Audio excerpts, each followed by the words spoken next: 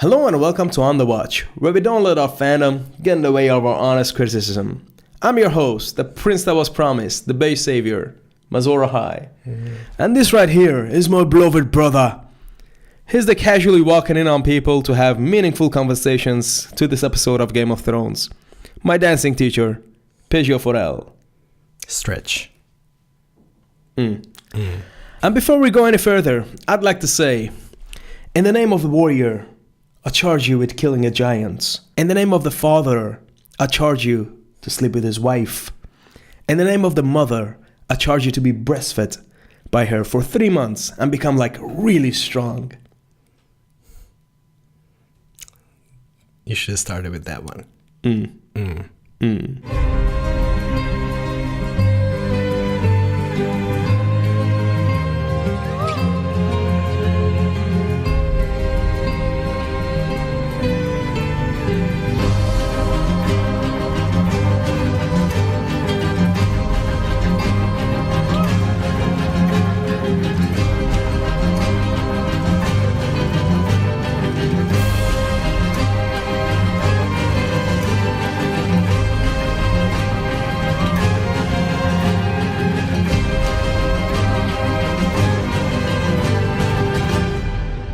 Pej, I know how much you dislike spectacle and how much you love long, boring conversations. That being said, what did you think about this episode? Freaking loved it. No, of course you did. You saw that one coming, didn't you? I did. I freaking loved this episode. Okay. Classic Game of Thrones, man. Classic Thrones. It was amazing. Every conversation had layers, layers upon layers upon layers, manipulation, backstabbings, love, honor, so many beautiful things about it. I love this episode. And it feels super good to say this about Game of Thrones, because I haven't been able to be this positive about an episode in a long time. That is true. Last time I was this excited about an episode was is the episode also called Light of the Seven? Okay. Yeah. Is it? Light of the Seven. Season 6 finale. It is known. It is known. It is known. That was my favorite episode since this. Okay. MS, what did you think? Since you love spectacle and Harry hates meaningful conversations. Well, Pej, I'm glad you asked. I thought you'd never ask, though. I'd like to say, I also really enjoyed this episode. Thank you, Mr. President. I Sign over here, please, before you go on. All right, thank you. I do have some gripes with the episode, though. Oh, really? I have none, I think. But tell me, you might enlighten me. I will enlighten you when we go over the bits piece by piece. But we're going to spoil the whole episode, right? Absolutely. I mean, there's no sense in reviewing Game of Thrones if you're not spoiling everything. Exactly. Alrighty. Let's start with the intro. The icy blue tiles are indeed getting closer to Winterfell. You called it. We see King's Landing for some reason, but King's Landing is not in the episode. So it's just their go-to. Yeah, also, I wouldn't mind if they made the intro a bit shorter. They can't. I think they have a lot of names and everything. Yeah, but they could... It's contracts, man. Yeah, but they also could do it like when the show started, just at the bottom.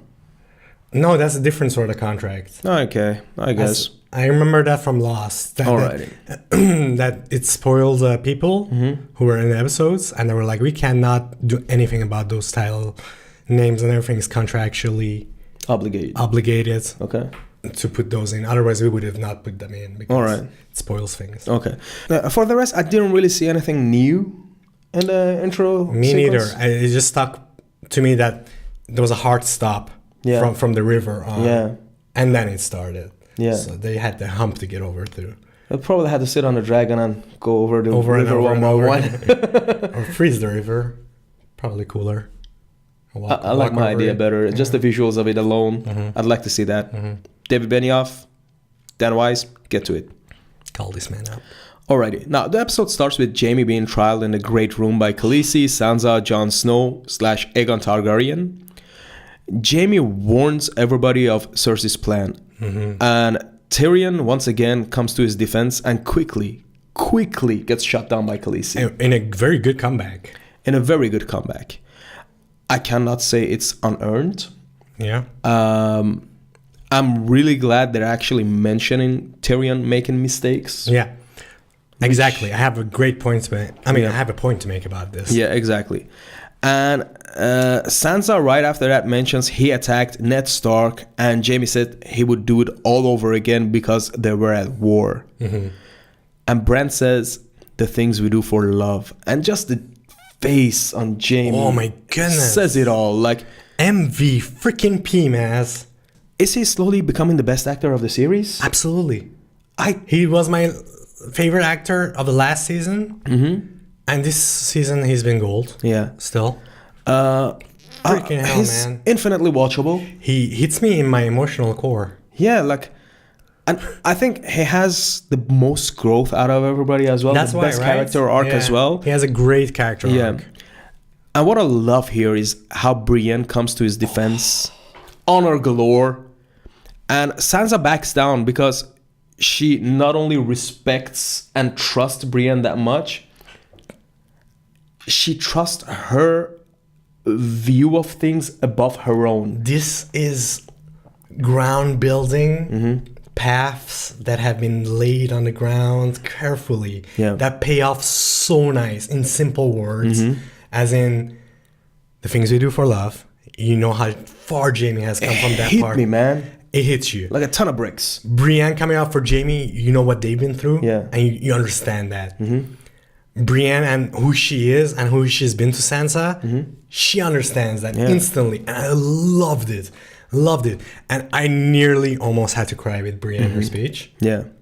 When she was like, he took care of me and he prevented me getting raped. No, not that part. But he said, she said something beautiful like, he armed me and whatever. It was beautiful. It was beautiful. Dany is not pleased with this, and to her dismay, she turns to Jon for backup, and Jon takes Sansa's side. Jon is straight up icing her in this episode. Yeah, Jon was being to make a reference to another review we did this week. Jon was being totally Thor. he like not caring at all, just chilling, checking about, and somebody asking, "What do you think?" And he's like, "Oh, you know, a man is a man." A man is a man. It's a good one. Good point, buddy. Good point. Yeah. Now, I really love this scene. Freaking nice. I really love this. Amazing. The image of... We've mostly seen Jaime in his armor. Main armor, well coiffed. This is a humbled Jaime. Yeah. He's wearing... I don't know what it's called. It's not an armor per se. It's just leather overalls thingy. His leather daddy now. Yeah. It's a little fallen. He looks a little scrawny, not as powerful. His hairdo is all gray and messed up, and he's got the beard. He looks disheveled and he looks humbled. That's a man who knows that shallow things and exterior things do not matter anymore. Yeah. He's there to serve mankind, as he mentions. And exactly. And he wears it on his face. Yeah, he wears it on his face. Like, there's no way around it. He knows he might not be of use as much as he used to be with both hands working, but he just wants to serve. It's a very noble point of view and stance to take. And then Dany leaves in anger and gives it hard to Tyrion on the way back. It was hard to see Tyrion dealing with that for me. I don't think it's undeserved. I think this should have happened earlier, actually. Yeah.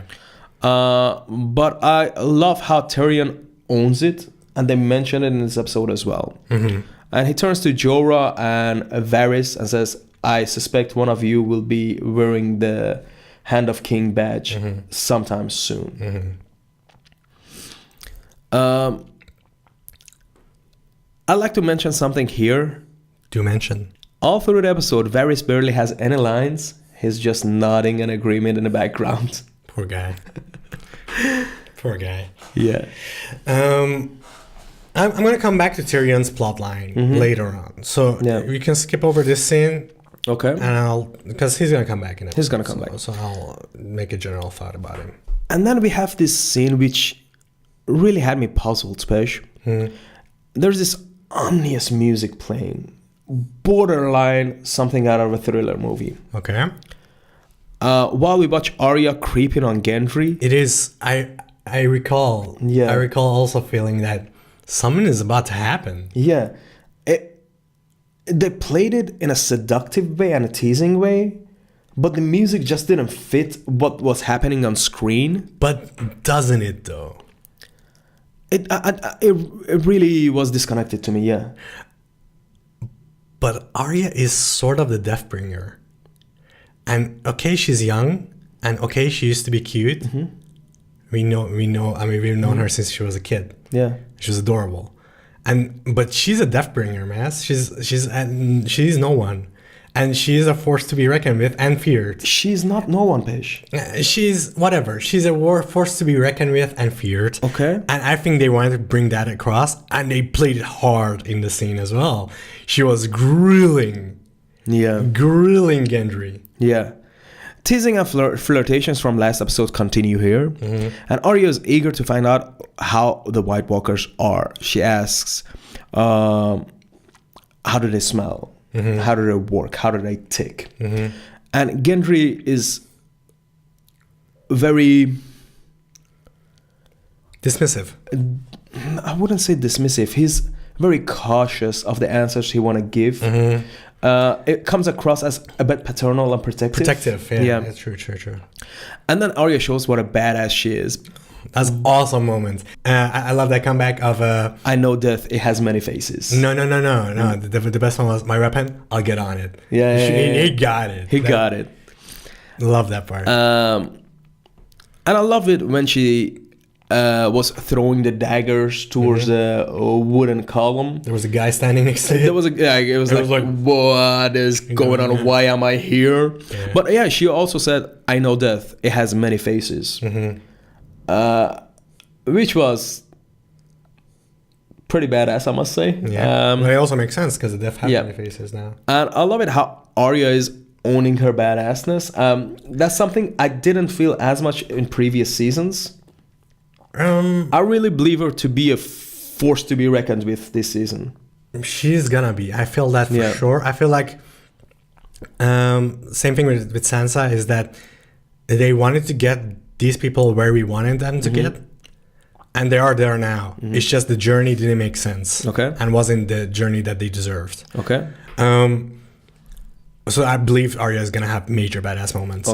But what I was gonna say to you is that remind me, because I cannot for the love of me recall, does Gendry know about the Faceless Man? I don't think he does know. So, because for a second there I felt like, oh, he knows that she went in training and became a faceless person. Because when she dropped that sentence, he went all like, oh, snap. You did it? You went to a training? But that was before he knew. No, that was when she knew Gendry. Yeah, but I don't think... They escaped with him, man. They escaped with him, but honestly, I don't remember. I could be wrong. I don't think he knows. I think he knows about the Faceless Man and the offer he gave her. And when she drops that hint, he's like, "Oh, you did the training? Awesome." That's why he goes like, "Oh, I'll make your weapon ASAP now." Yeah. Okay, maybe. The second time when somebody just walks up to somebody and has meaningful conversation space, Bran is by the railroad tree, and Jaime slowly walks up and tells him how sorry he is. Bran tells him because of that moment, Jaime is no longer the same man, and Bran is now the three-eyed raven.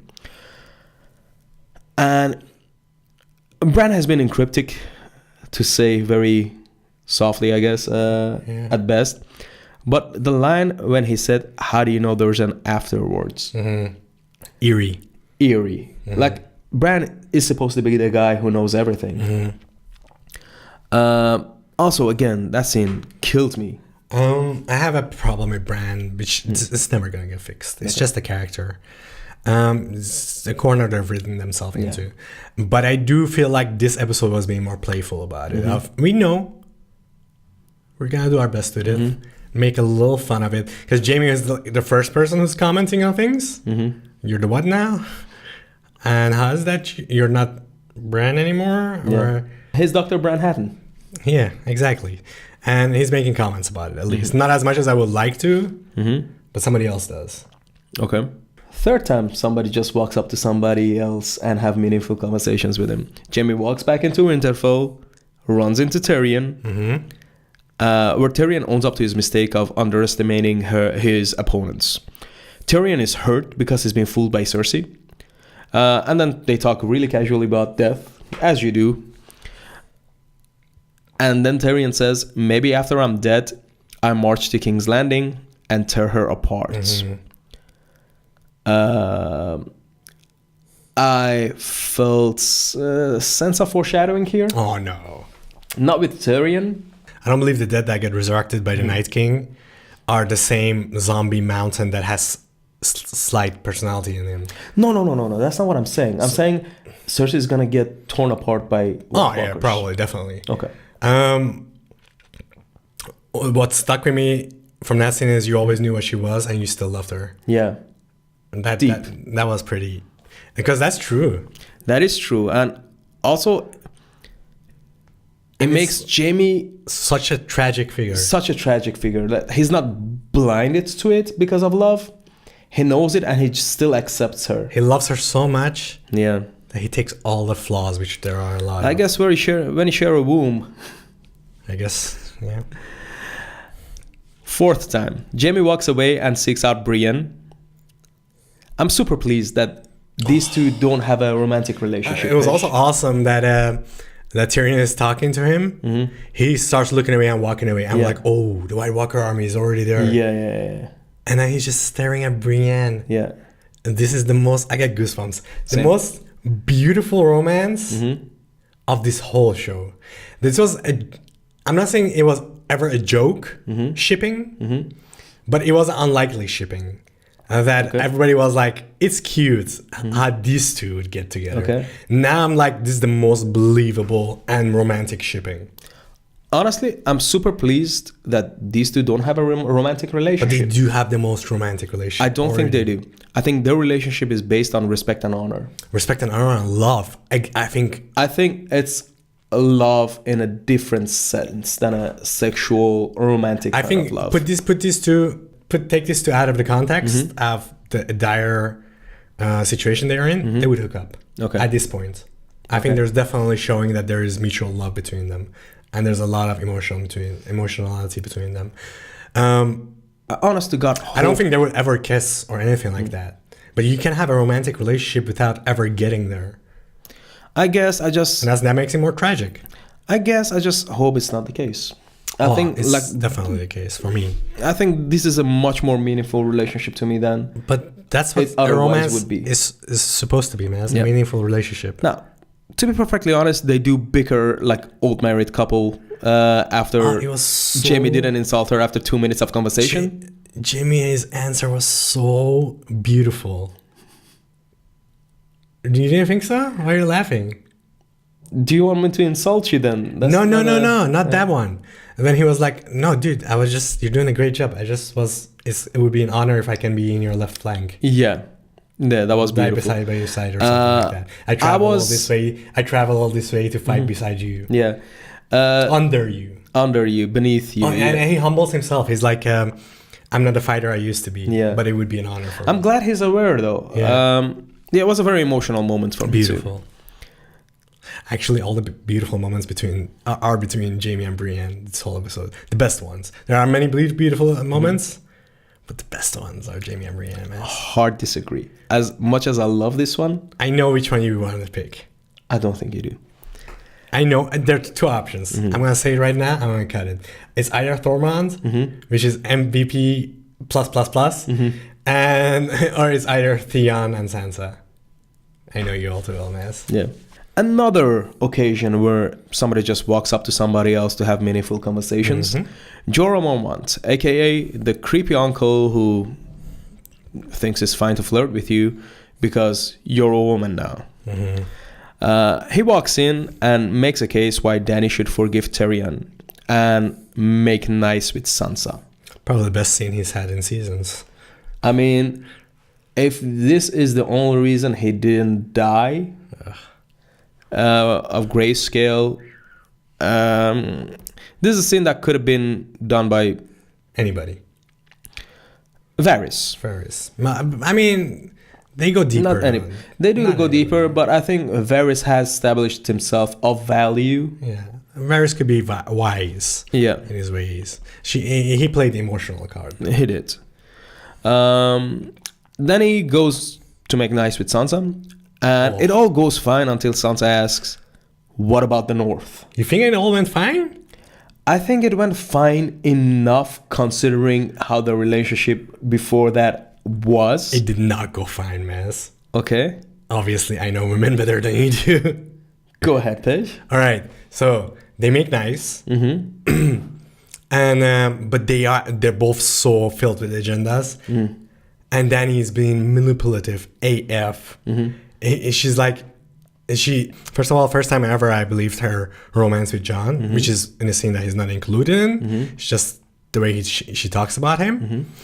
Instantly after that, she goes and there's this super close up on her face, which is very, very standout-ish, and she goes like, "And I came to fight his war. So who manipulated who?"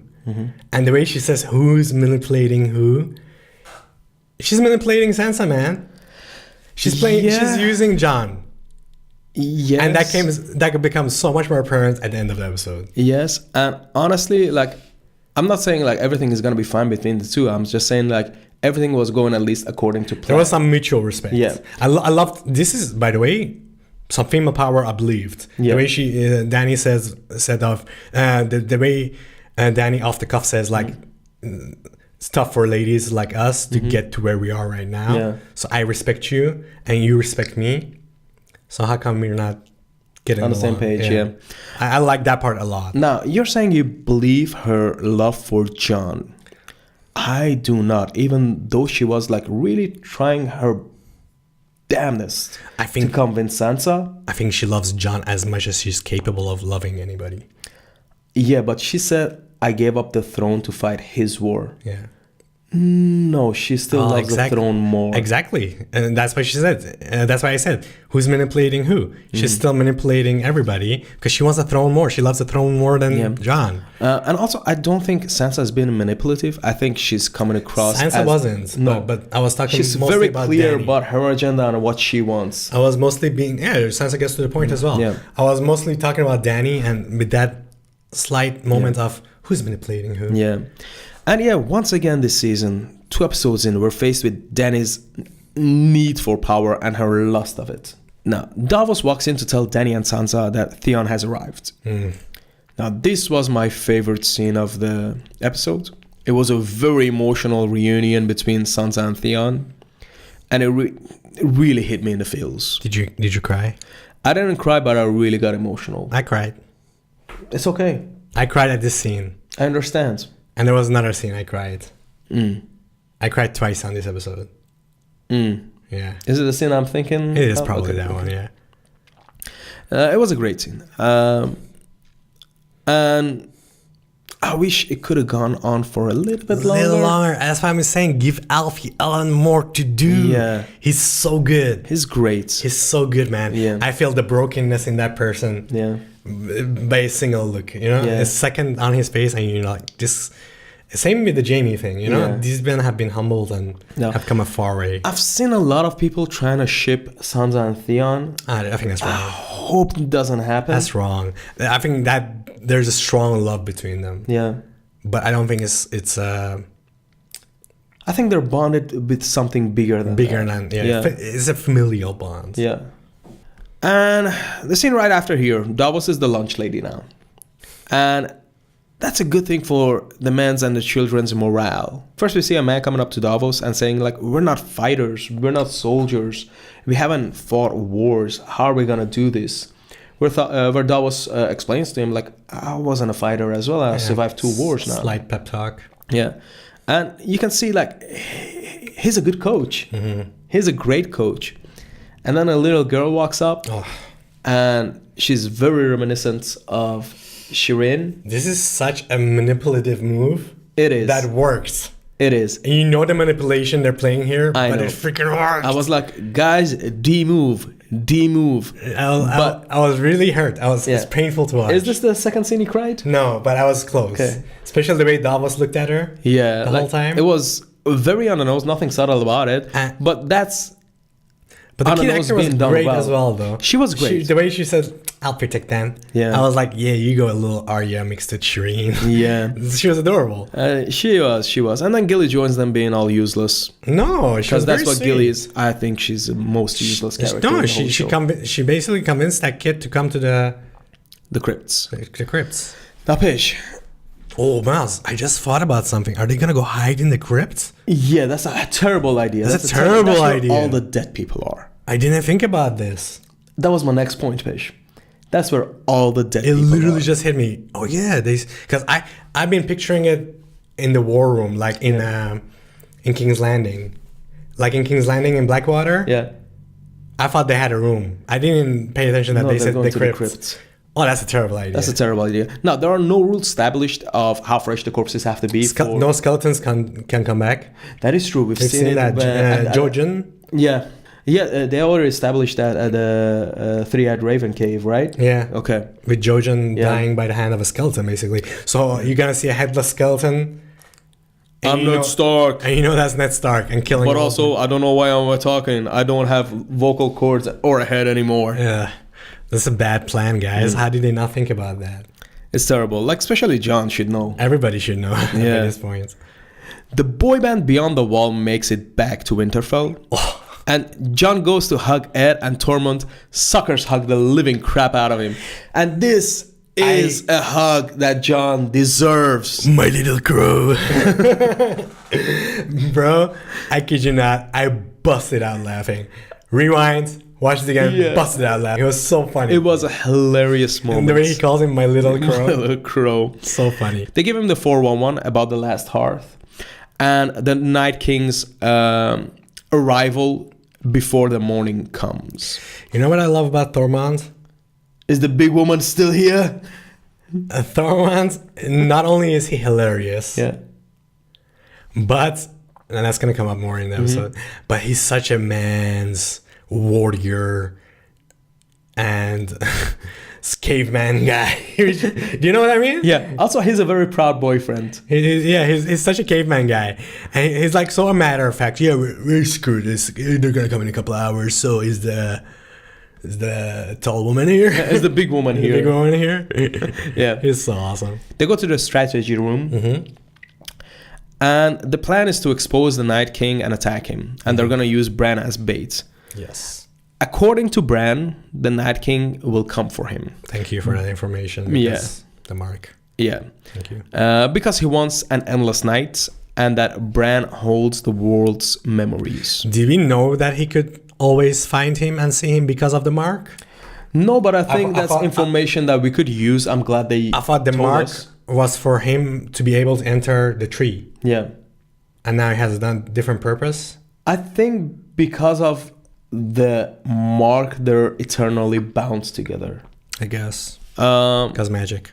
Because magic, yeah, absolutely. But I'm glad they're cleared that up. Because, like, we honestly don't know what the rules around the Three-Eyed Raven are. Or anybody at this point. We don't know the rules about the White Walkers. I guess. What makes them thickness?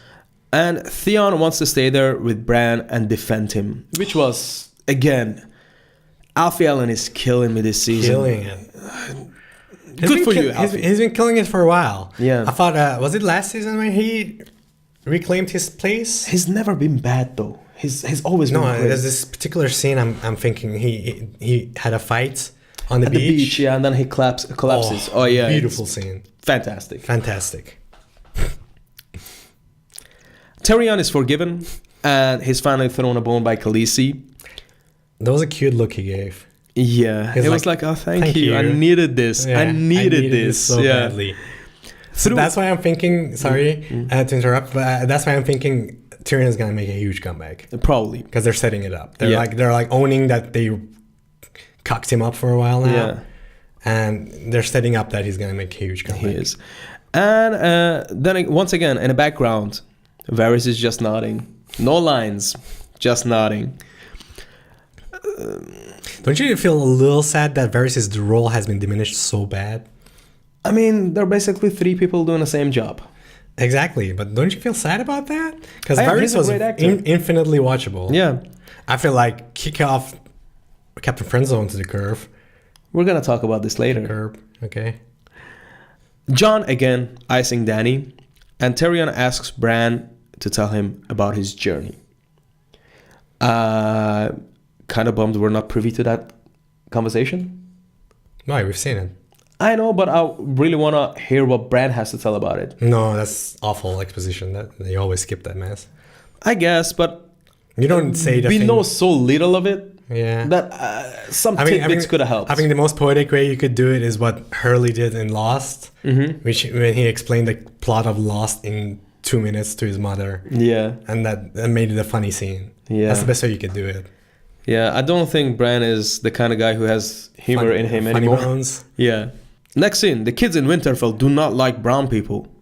Oh my god. They do not like brown people. And Missandei was being so nice. The Sunday was so nice. Also a nice scene.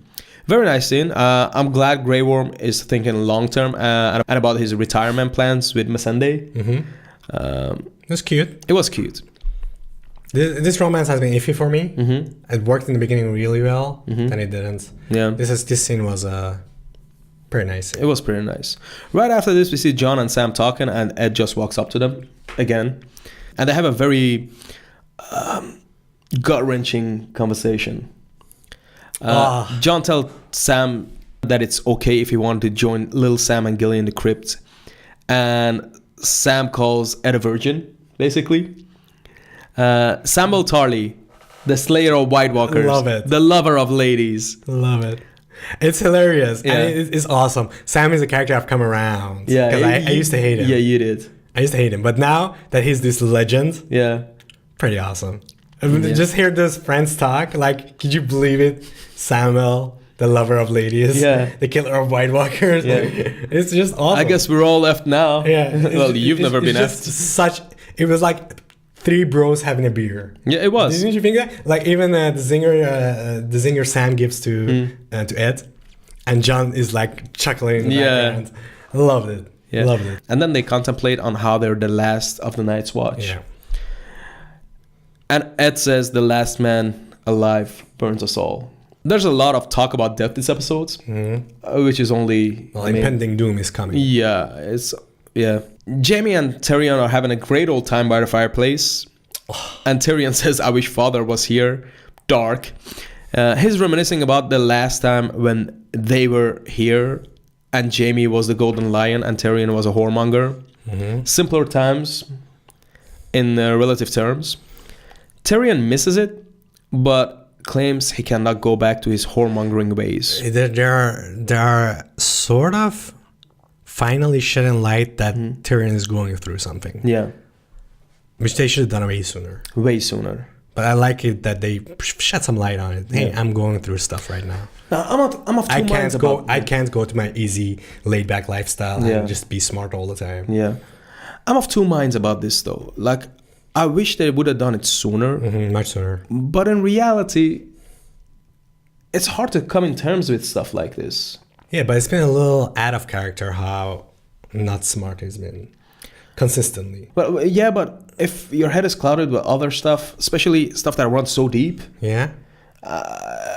it's not a big feat to say like, yeah, he's preoccupied in his head. His head is not in it. I mean, how many times does he have to get called dumb by Daenerys before he pulls his pants together?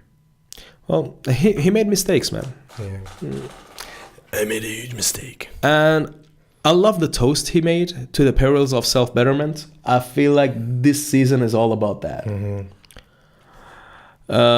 Brienne and Podrick join the self-pity brothers. Dude, I gotta say, the whole wine thing, it cracked me up. When it was funny. She was being so motherly, and she's like, "Okay, half a cup." Yeah. And then Tyrion is pouring like to the brim. Yeah. And he's like, that was they're funny. both grinning. That was such fun season 1 material. Man. Loved it. Yeah. And Davos and Tormund join in too. Again, This 4 scene people is the walking in. golden scene of the episode. You must admit. I think this scene is The episode. quintessential To in this everything, episode, don't yeah. you think? This is what we're gonna remember these characters, because I think next episode is probably stuff are gonna hit the fan. Yeah, Thanos is gonna snap. Yeah. So this is like the last thing we're gonna remember of a lot of these characters coming together, and it's beautiful. It was bloody lovely. Beautiful. Yeah. Such a long scene too. It was a very long scene. Tormund goes in on Brienne hard and start flexing by telling what can only be described as his origin story. Before he did that, we skipped over a great Tormund moment in the war room. They're like laying out their plan, and Tormund goes like, "We're all gonna die," and then looks at Brienne, "But at least we die together." That's at the end of the scene. No. No? Okay. But at least we die together. Yeah. And he does this cute head turn. I was like, Tormund, you stop it, you. Well, Tormund... he sees what's going on with Jaime. According to him, he killed the giant when he was 10, bedded his wife. When she woke up, she thought he was her baby and breastfed him for 3 months. And then he chugs on the drink he brought in himself. Amazing. That scene is golden. Amazing. Give that man everything. Amazing. He feels the threat of Jaime. Yeah, definitely. He feels that threat. And you say it's not romantic, but hey, Tormund feels it. He feels that threat of Jaime. And he's like, I gotta flex a bit. Yeah. It's time for me to flex. Yeah. So good. So good. Now, This scene gets even better. Well, this scene continues on, but there are a lot of intercutting with other scenes. I say let's finish this up. You want to finish this one? Yeah. Okay. Tyrion believes he can survive this. Tormund is offended that Brienne is not a knight and says if he were a king, he'd knight her 10 times over. So cute. Yeah. And then we have a very emotional scene. This is my second cry. Of Jaime knighting her in a very emotional ceremony. Did you cry? I did cry at this one. Yeah, my man. I did cry on this one. Emotionality. I couldn't keep it in. Yeah. I bawled. And I was crying, but then Tormund starts clapping like a very proud daddy. Yeah. It was just beautiful. So beautiful, man. And right after that, I knew Brienne is not long for this world. But how awesome of a character is she? She's amazing. Like, it's very hard to make a noble character likable and But don't you not think, boring. No, but I mean, if you ever hear stories about this woman in those times that did all these things and persevered for so long and stuck her neck out for everybody and finally became... Not only everybody, but for what is right. For what is right, and finally became a knight, something that is impossible for a woman. Yeah. Isn't that super cool? It's like a legend. Super cool. It is a legend. Especially because they built her up so much in this episode. I'm pretty sure she's a goner next. Probably. Yeah. At this point, anybody, basically. Yeah, I guess. And Podrick, the crooner, is slaying the song for the 6 drunk men. It's a beautiful song, beautifully sung. Yeah. And yeah, there's a Florence and Machine version of it after the episode But is I think done. it's their song. Could be. I don't They know. wrote it and then they did a version. Yeah, maybe they just wrote it for the show. Yeah. Now, there's a lot of intercutting between this scene and multiple other scenes. One of which Arya walks up to the Hound and Thoros' boyfriend joins them, Barack the Dondarrion. Arya leaves them and call them miserable old poop particles. Again, love this scene. Love the emotionality between them.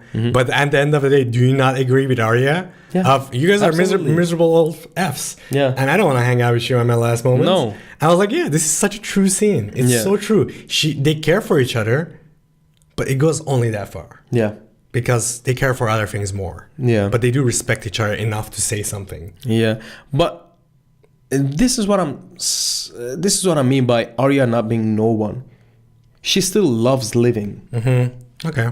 Where Barack Dondarrion and the Hounds I think she's are an so array of... bitter about life and especially life they're living that I don't think they care. I think Arya is becoming her own version of no one. But I think it is a mixture of Arya and the faceless man. Well, your past is what makes you, and that's a part of her past. But I don't think that makes her no one. I think that makes her Arya. Yeah. Arya is practicing archery. Gendry is back with her weapon. And they have sweet session of lovemaking. Love this scene. What do you think? I felt very uncomfortable watching it. I felt a little uncomfortable seeing Maisie Williams naked. Well, the thing is, like, I'm really glad that she shows you can be comfortable in your skin and with your own body. I'm really glad that happened, but it's just super uncomfortable for me because we've seen her since she was 10. Exactly. It's like seeing Hermione in the later movies nude, still playing the same character. Yeah. You know what I mean? I mean, there's growth. It's not the same character. It's just a grown-up version of that character. Grown-up version of the same. And I'm saying she could play something else that she does a nude scene in. But you wouldn't go like, oh, Hermione. But if it was in the Harry Potter series, it would be weird. Yeah. And it was a little weird. They don't go too far with it, which I like. Just a side boob. It could even be a body double, to be honest with you. Could be. I don't know. Just but that didn't bother me as much as I thought. This was a beautiful scene. This was such a beautiful scene because it is so Arya. It is very Arya. So Arya to be this controlling, this demanding, this high of a standard, and not shoving. Instantly. We've loved each other for a while. I was underage. Whatever. How many women we've slept with since? Yeah. Don't lie to me. I know you know. You tell me. All right. I can forgive that. You should have stayed. You should have stayed a virgin for me, but I forgive you. Yeah. If this was 2019, she'd be like, STDs? Yeah. No, I thought it was super empowering, actually. She took charge, man. She did. And she has things that she respects. She might be able to, she might be just about to die, but if Gendry was a whoremonger or whatever, she wouldn't have done it. You think? Yeah. It was important for her enough to bust his balls about it. I guess. I don't know. She has standards. She has high standards, and I loved it about it. I thought it was a beautiful scene. It was one of the best romances also that I buy between these two. They've had a very nice connection since a young age. I'm gonna call this the medieval friends with benefits till further notice. Oh no, I think she just wears the pants. I mean, yeah, but I don't think Gendry is somebody who would not be wearing a pants. But she's not wearing the pants Arya is wearing. I guess. Arya is definitely wearing the major. She's boss lady. Yeah, boss lady pants. Yeah. There's a very... Also, she was checking him. She came out when he was... Yeah, I mean, that was very obvious with the whole steam and she was not the only one checking him out, I guess. All right. We bust my balls in the Infinity War. What do you say about this? I'm super okay with my sexuality, bro. You got a Gendry crush over here? Not a Gendry crush. I'm like it was very obvious what they were going for. Tangent. Don't you think Gendry, especially this season, is a dead ringer for a young Robert Baratheon? No, man. For Christian Bale. Oh, just visually. Yeah. It's perfectly a young Christian Bale. I'm like, make this movie happen, guys. If you want to do like age things. Yeah, it looks make exactly Looper, like but with Gendry and Christian He Bale. even sounds like him. I mean, the scene and then when she was throwing the, they were talking there. His jawbones, everything looks like Christian Bale. Yeah, but I do think he looks a lot like the actor who played Robert Baratheon as well. Yeah. But I didn't know you were thinking outside of the show. Yeah, I was thinking outside. We have a very emotional scene between Sam and Jorah as well. Jorah is talking to Lady Mormont, and endearing, very endearing, but also badass. Yeah, like the way she between her and Arya is like those two are holding it down. I know. I've been not always a fan of Mormonts like everybody has. Really, been, Lady Mormont. Oh, wow. I thought it was a little too obviously. Hey, let's take this kid and make her like an amazing leader or whatever, or strong woman or whatever. But I think she's slowly grown on me. Last episode, she bothered me a little bit. Okay. This episode, the way she handles herself and the way she talks and everything, I bought it in this episode. I wish good fortune for you, cousin. Yeah, great performance. Great performance by that girl. And I really love the talk Sam and Jorah have, where Sam gives him Heartsbane, his family sword. Oh, beautiful scene. And Jorah is truly honored. One of these two is a gunner. Beautiful scene. One of these two is a gunner, and I think it's time for Jorah to kick it. it's not gonna get any better for him. No. After this, I mean, Jon and Dany finally get to talk in the crypt, and Jon drops the massive news, and she does not take it well at all. That's what I mean with the manipulation. The first thing she asks is not what happens to our love. Yeah. It's what happens to the my throne. And Jon got that. Jon got that. Jon got that in that moment. And that's what hits me home with that earlier scene of who's manipulating who. I'm like, you're definitely manipulating people here. And also, she's not doing it subtle enough. No. She falls through the cracks so easily. She wants it so badly. Yeah. It's going to be her downfall. Since she was a kid, she's been raised with that feeling of, how would you say it? Self-righteousness? No. She feels like it's owed to her that she takes the Iron Throne. But do you think... She thinks it's a given. And she doesn't know what it takes. Do you think she's going to go full crazy? I mean, Targaryens have a tendency to do so. Those are legends, though. Mad King. Yes, he could have been crazy. One-off crazy. True.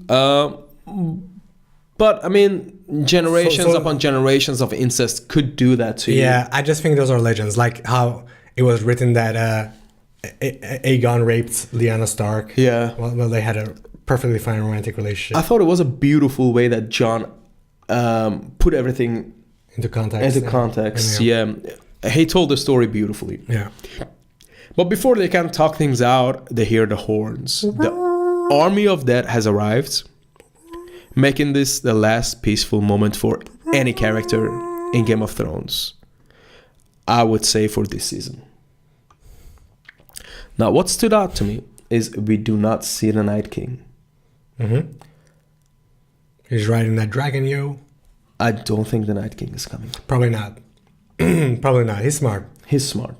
And two things. He could be on his way to King's Landing to burn everything down, basically. Or he knows of their plan and he's planning a surprise sneak attack. I was thinking he's going to attack King's Landing. You know why? You mentioned about visions a while ago. And there's this vision that hasn't come yet, which is of a dragon flying over King's Landing. Yeah. And very ominously, Bran had that when he touched the tree for the first time. And I think that's Night King. Because there's only one dragon. Yeah. That was very standoutish. So I think it's the Night King. Yeah. He's going to attack King's Landing first. I'm kind of bummed that this episode wasn't a bit longer because I really wanted to see some action. Theory. Yeah. What? I've been theorizing. Sorry. That's fine. You were saying something. I was so... No, I finished it. Okay. Theory. We've been saying that Cersei's probably gonna get it in with one of the dragons because she has the dragon weapon and been set up so well from right now. What if she actually captures the Night King? Oh, wow. Because I think Cersei is gonna have some victories. She's so cocky this season, and they've been building her up to know her stuff a little bit. More than Tyrion even at times, that I think she's going to do some crazy things. Some of her plan is going to work out. So imagine Night King goes alone to King's Landing. And she get captured? I don't know. And he could get... But wouldn't that be an interesting story, though? Honestly, don't know. I still have to process this. What's going to happen? While we are on the subject of Cersei, I was thinking it would only be poetic justice for her to give birth to a dwarf and die in the process. I would love that. Right? I don't believe she's gonna give birth. Okay. I just don't believe it. I think the witch, her premonition is gonna come true. Yeah. Yeah. She says you're gonna see all your children die. You're gonna have three children with golden crowns. Okay. And you'll watch them all die before you do. Well, before you didn't talk about maybe she has a fourth child that she doesn't see. Wouldn't she mention that though?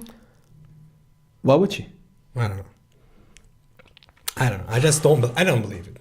Okay, we'll see. Other than that, great episode. Don't you feel like an episode like this is so much better than that darn spectacle? No, come on. It's this is an infinitely more rewatchable episode than any of the Battle episodes of last season. I disagree. Really? Which one? Battle of Bastards. No. I don't know. I'll rewatch that episode probably. This has so much substance to it, man. It has a lot of substance, but the episode I watched the most so far is the episode where Oberyn kicks it. Yeah. And then Battle of Bastards. I truly love this episode. I really like this episode. I wouldn't go as far as say as I love this episode. It's a lot of people walking into people and have conversations. Beautiful. It's high like my Thrones. I cried. That's what I love about Thrones. Yeah, I mean, it's a compilation of a lot of character growth throughout the seasons. I'm feeling they can't shock us anymore. I think we'd be damned and wrong to think that. I think Oberyn is the last time we were shocked. I don't Walk of Shame, maybe?